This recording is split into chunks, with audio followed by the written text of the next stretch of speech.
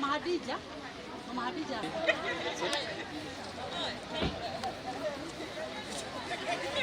Sawa. Tuko pamoja.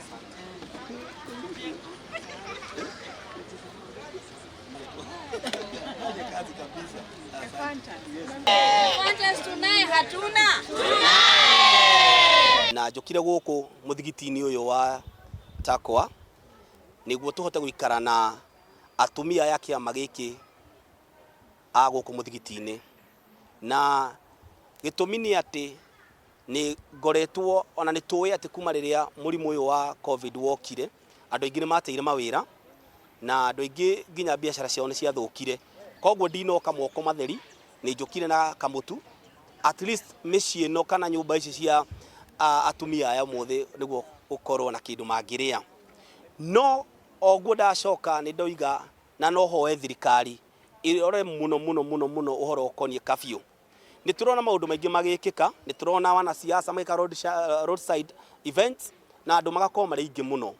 Koguo kafyu no riria ikuo ri hena mundu ungikorwo kiona mutukana vocio wake kuma biashara iria ngika uhwaini, tondu haria waiters ni kuri DJ, ni kuri aini, athaki a mithako, ona andu aingi marutaga wira utuku. Kwa maoni yangu, kafyu ingeondolewa ingekuwa ni jambo mzuri, kwa kuwa kafyu imeziwilia baadhi ya biashara kama wanaopenda kusafiri usiku kwenda Mombasa, watu kusafiri aina mbalimbali, na watu ambao wanaofanya kazi za usiku, hasa kazi za binafsi, wakati huo unasaidia. Kwa hivyo maoni yangu, ingetolewa kafyu, ingeweza kurudisha hali za kawaida.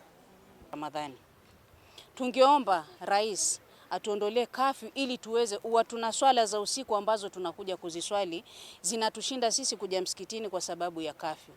Hili kwanza ndio jambo la muhimu sana, kwa sababu nchi ambao haimwelekei Mungu huwa inaangamia, na sisi ni wacha Mungu. Kwa hivyo tungemuomba rais atuondolee kafyu ili tuweze kufanya ibada zetu za usiku. Alete watoto yetu pamoja. Tuache kusikia hii, tuache kusikia hii. Sisi tunataka watoto yetu waweze kusimama na wasimame wakiwa na amani.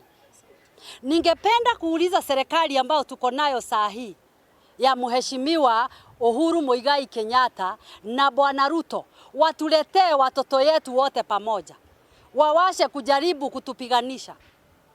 Sisi hatutaki kupigana kwa sababu ya wakubwa, tunataka kupigana kwa sababu ya amani ya nchi yetu.